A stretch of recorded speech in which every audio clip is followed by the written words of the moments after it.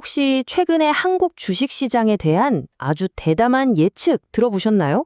코스피 지수가 정말 상상하기 힘든 수준까지 오를 수 있다 이런 주장인데요.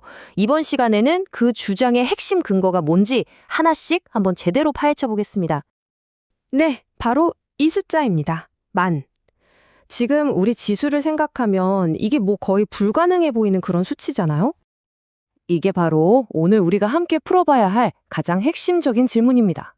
도대체 어떤 근거로 이런 엄청난 전망이 나오는 걸까요? 자, 지금부터 한번 깊게 파고 들어보죠. 이 과감한 예측의 중심에는요, 실리콘밸리에서 활동하는 법률 및 투자 전문가 나탈리 허 변호사가 있습니다. 이분은 이 시나리오가 그냥 막연한 희망 같은 게 아니라고 말해요. 세 가지 강력한 힘이 딱 맞아떨어지면서 만들어내는 필연적인 결과라고 주장합니다.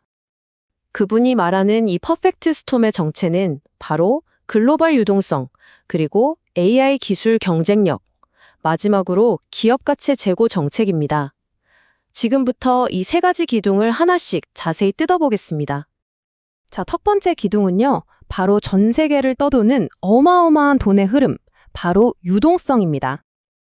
간단히 말해서 글로벌 유동성이라는 건 투자할 곳을 찾아 헤매는 거대한 자금의 파도, 이 정도로 생각하시면 돼요. 그런데 지금 이 자금의 규모가 정말 심상치 않습니다. 이 슬라이드 차트를 보시면 정말 흥미로운데요. 소위 투자 대기 자금이라고 불리는 이 MMF 잔고가 지금 역대 최고 수준이라는 걸 보여주고 있어요. 이게 무슨 뜻이겠어요?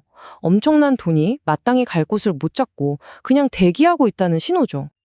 그러면 이 어마어마한 돈은 다 어디로 갈까요? 전문가들은 이미 너무 오르대로 오른 비싸진 미국 시장을 떠나서 상대적으로 싸면서도 성장 가능성이 큰 새로운 시장을 찾을 거라고 분석하고 있습니다. 바로 여기서 한국 시장이 주목받는 첫 번째 이유가 생기는 겁니다. 자, 이제 두 번째 기둥으로 넘어가 볼게요. 이건 바로 한국의 미래 성장 엔진이 될 AI 기술에 대한 이야기입니다. 우리가 지금까지는 챗GPT 같은 글이나 그림을 만들어주는 생성형 AI의 시대를 경험했잖아요. 근데 전문가들은 이제 AI 혁명의 다음 단계, 그러니까 물리적 AI의 시대가 오고 있다고 말합니다. AI가 이제 화면 밖으로 나와서 현실 세계의 로봇이나 자동차, 공장 속으로 직접 들어온다는 거죠. 요즘 실리콘밸리에서는요, 바로 이 물리적 AI가 세상을 완전히 바꿔놓을 챗 GPT 모먼트가 코앞에 와 있다는 이야기가 계속 나와요. 그리고 이 거대한 변화의 중심에 바로 한국이 설 수 있다는 겁니다. 아니, 왜 하필 한국일까요? 생각해보세요. 한국은 이 물리적 AI의 핵심인 반도체, 그리고 로봇공학, 또 제조업에서 이미 세계 최고 수준의 경쟁력을 가지고 있잖아요. 이 세 가지가 딱 결합될 때 기업 이익이 정말 폭발적으로 성장할 수 있다는 것, 이게 바로 두 번째 기둥의 핵심입니다. 자, 마지막 세 번째 기둥입니다. 이건 한국 증시의 진짜 오랜 숙제였죠. 코리아 디스카운트를 해결하려는 움직임, 바로 밸류업 프로그램입니다. 코리아 디스카운트 다들 들어보셨죠? 우리나라 기업들의 가치가 해외 비슷한 기업들에 비해서 제대로 평가받지 못하는 현상을 말하는 거잖아요. 사실 이것 때문에 많은 외국인 투자자들이 한국 시장에 들어오는 걸 망설여왔죠. 이 표를 보시면 그 현실이 아주 명확하게 보입니다.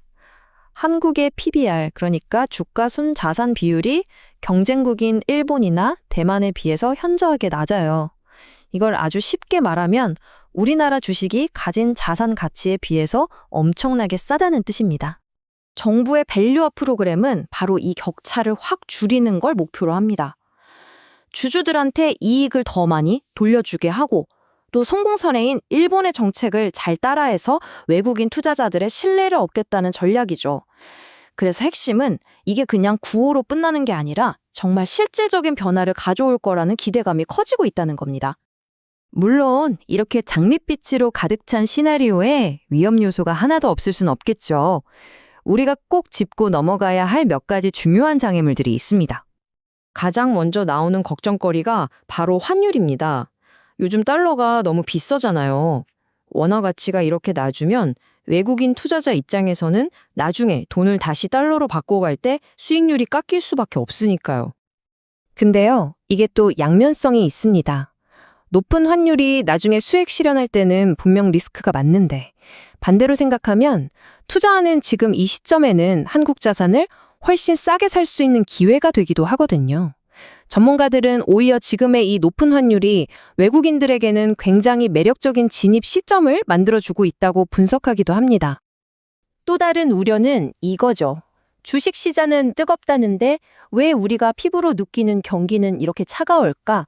이 온도차, 이 괴리감, 경기는 어려운데 주가만 오르는 현상이 과연 계속될 수 있을까요?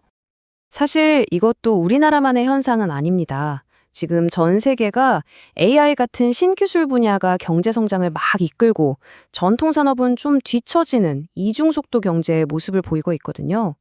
다시 말해서 증시가 오르는 건 바로 이 새로운 성장 엔진에 대한 기대감을 반영하는 거라고 볼 수 있는 거죠. 마지막으로 정말 중요한 점은 이 시나리오가 뭐 하루아침에 짠 하고 이루어지는 게 아니라는 사실입니다. 연평균 한 25%씩 꾸준히 오른다고 가정했을 때 3년에서 4년에 걸쳐서 점진적으로 도달하는 아주 장기적인 전망인 거죠.